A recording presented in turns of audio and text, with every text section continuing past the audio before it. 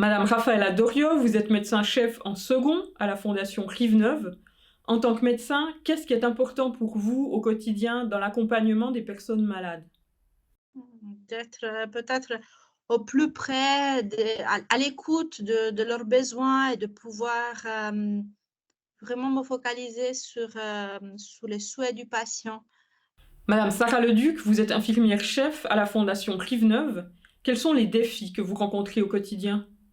Les défis au quotidien, alors il y a un contexte quand même dans le monde de la santé qui est un peu plus contraint et un peu plus peut-être difficile qu'avant, avec, une patientèle aussi qui change et qui évolue et qui connaît mieux et qui a accès, à des parfois peut-être à des connaissances ou ça peut être une bonne chose, hein. Mais je dirais que le défi, c'est d'arriver à accompagner au mieux, en essayant de savoir, ce qui est important pour le patient, la base du projet de soins, mais rien que ça, c'est un défi parce que c'est un moment de vie quand même très particulier et autant d'êtres humains, le vivent, autant de manières de vivre cette période de fin de vie, chacun à sa façon. Madame Raphaëla Doriot, j'imagine que chez certains patients, il y a une peur de la mort. Est-ce effectivement le cas et parvenez-vous à rassurer ces patients? Alors, oui, la peur de la mort, c'est quelque chose qui est présente. Elle est peut-être moins présente de ce qu'on peut imaginer, hein. C'est vrai que les patients qui arrivent, chez nous, c'est des patients malades au point qu'ils ont besoin d'être hospitalisés.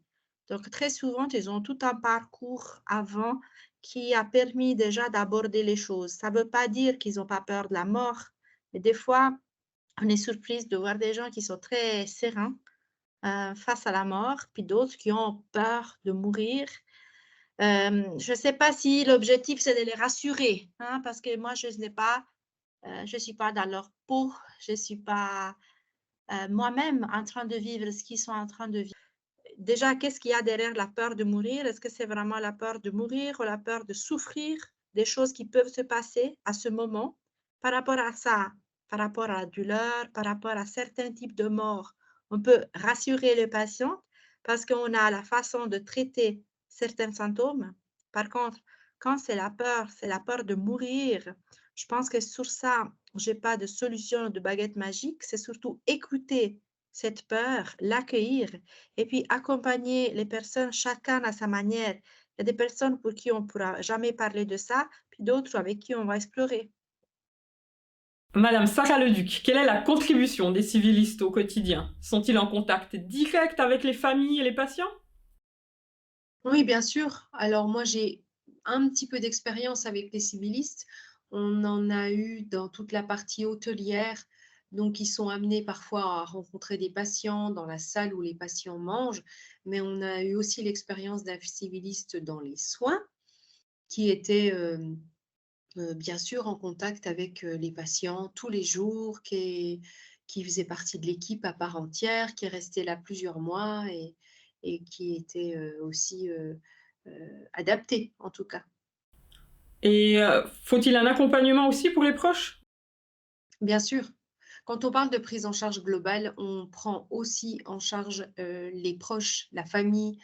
Alors les proches aidants, ça peut être la famille, ça peut être des amis, mais en tout cas, effectivement, tous les gens proches du patient qui ont besoin, qui sont parfois souvent épuisés quand le patient arrive.